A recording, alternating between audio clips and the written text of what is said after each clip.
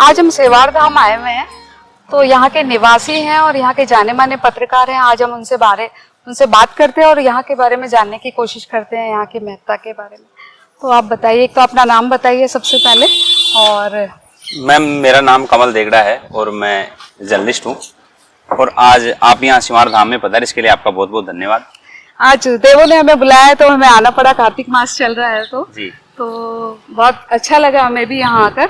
तो अब आप थोड़ा सा मंदिर के बारे में बताएं, ताकि और लोगों को भी अगर आना हो तो क्या तरीका है यहाँ आने का, जयपुर से कितना दूर है, कितना पुराना मंदिर है और यहाँ की क्या मान्यताएं हैं, थोड़ा सा आप संक्षेप में। मैम देखिए, सबसे पहले तो इस मंदिर की ये खूबी है, खास बात है कि यदि यहाँ 7 एकादशी को यदि कोई अपनी मन्नत मांगेगा यहाँ पे और 7 एकादशी अगर आएगा 7 महीने तक, तो ये निश्चित उसका प्रमाण है कि वो उसकी मनोकामना पूर्ण होती है।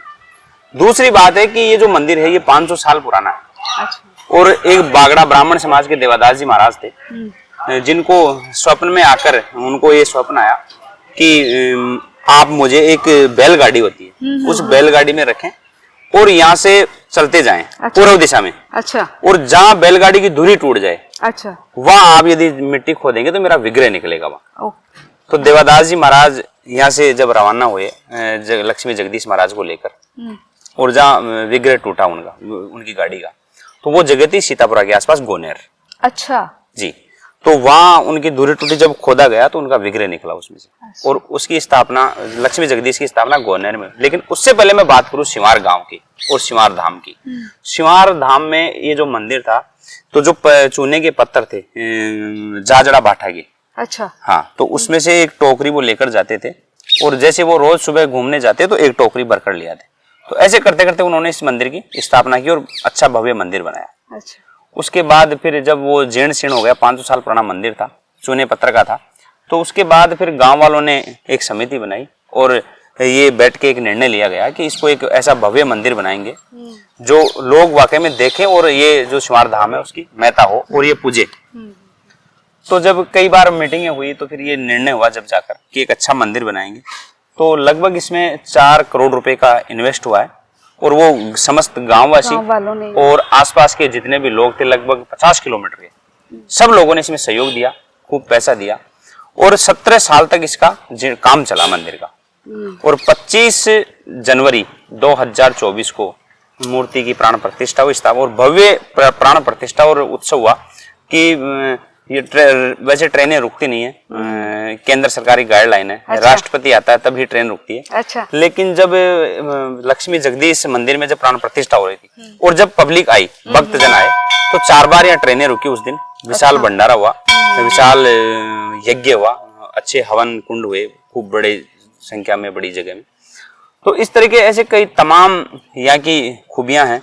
और जो देवादास जी थे, आज लक्ष्मी जगदीश की पूजा होती है, लक्ष्मी जगदीश के जब दर्शन करने जाते हैं तो देवादास जी के दर्शन जरूर करके आते हैं। और एक सबसे बड़ी बात है कि भगवान लक्ष्मी जगदीश ने जो देवादास जी थे उनको ये भी कहा था कि एक अनाज रखने की एक जगह होती है, उसको ओबरी बोलते थे पहले के जमाने में। तो उसमें से बोला आप उसको खोल के देखना मत। अच्छा। उसको नीचे से उसमें से अनाज निकाल देना, बाजरा निकलता रहेगा, जब तक निकलता रहेगा जब तक आप उसमें खोल के नहीं देखेंगे। तो जब देवादास जी ने वहां मंदिर की मूर्ति स्थापना करके मंदिर की जब शुरुआत की, निकालते गए, लेकिन जब वो खत्म ही नहीं हुई तो देवादास जी देखिए अब तो सब काम हो गया, मैं क्यों ना इसको देख लूं। तो जैसे ही उन्होंने उस ओबरी को खोल के देखा और सब कुछ बंद हो गया उसमें से। इस तरीके के कई ऐसे चमत्कार हैं, कई ऐसे चमत्कार भगवान ने दिखाए। और यहाँ आप देख रहे होंगे ये लक्ष्मी जगदीश की नगरी है, जो जोटड़ा विधानसभा क्षेत्र के वार्ड नंबर 45 के सिवाड़ गांव में पड़ता है। कितना दूर है जयपुर से? चांदपोल से यदि देखें तो ये 18 किलोमीटर की दूरी पर स्थित है। सिवाड़ फाटक है, रेलवे क्रॉसिंग है, फाटक संख्या 234 है। यदि उसको क्रॉस करते हैं तो सीधे लक्ष्मी जगदीश मंदिर पहुंच सकते हैं। यदि 9B प्राइवेट बस सेवा है उससे यहाँ आ सकते हैं, यहाँ सीधी बस आती है, लो फ्लोर बस आती है। और 19 नंबर यदि मैजिक की बात करें तो वो यहाँ तक आता है। ऐसे तमाम कई रास्ते हैं। और इससे भी ज्यादा यदि आना चाहे तो बिंदाई का रेलवे स्टेशन यहाँ से 2 किलोमीटर की दूरी पर ट्रेन रुकती है वहाँ पर। ट्रेन रुकती है वहाँ पर। और फिर यदि उससे ज्यादा बात करें तो इस तरफ 2 किलोमीटर पश्चिम की तरफ दीनदयाल उपाध्याय की जन्मस्थली है, वहाँ भी धानक्या रेलवे स्टेशन है। आज हमने सिवाड़ धाम के महत्ता के बारे में सुना, एकादशी जो है स्पेशली विष्णु भगवान का व्रत है, और आप सुना आपने कि 7 एकादशी अगर आप कर लेते हैं तो आपके सारे कार्य सारे अनुरूप होते हैं। तो विष्णु भगवान का जो ये मंदिर है उनको स्पेशली ऑरेंज कलर पसंद है, और आज देखिए ऑरेंज कलर में मुझे इन्होंने बुलाया है। तो अगर आपकी भावना होती है तो देव जरूर पूरा करते हैं। मैम एक यहाँ के बारे में एक ये और मान्यता है कि यदि लक्ष्मी जगदीश मंदिर गोनेर यहाँ का कोई व्यक्ति जाता है सिमार का, तो इसको पीहर कहा जाता है। लक्ष्मी जगदीश का ये जो सिमार है ये इसको पीहर कहते हैं।